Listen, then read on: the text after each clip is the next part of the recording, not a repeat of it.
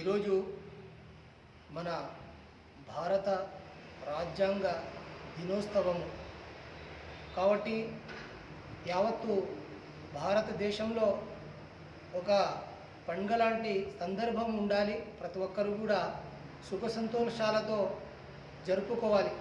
ఎందుకంటే మన భారతదేశంలో ఎస్సీ, ఎస్టీ, బీసీ, మైనార్టీ ప్రతి ఒక్క వర్గము, ప్రతి ఒక్క భారతీయుడు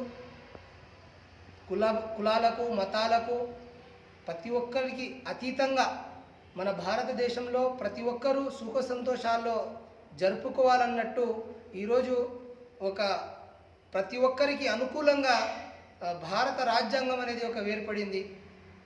కానీ ఆ భారత రాజ్యాంగానికి అడ్డం పెట్టుకొని ప్రతి ఒక్క పార్టీ అధికారంలో వచ్చిన తర్వాత ఈరోజు మనము యూపీలో చూస్తున్నాము.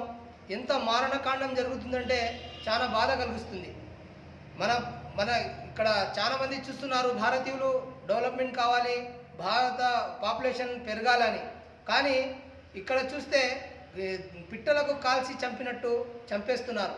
కాబట్టి ప్రతి ఒక్క రాజకీయ పార్టీ ఈరోజు అధికారంలో వస్తుంది అంటే రాజ్యాంగం ఉంది కాబట్టే వస్తుంది.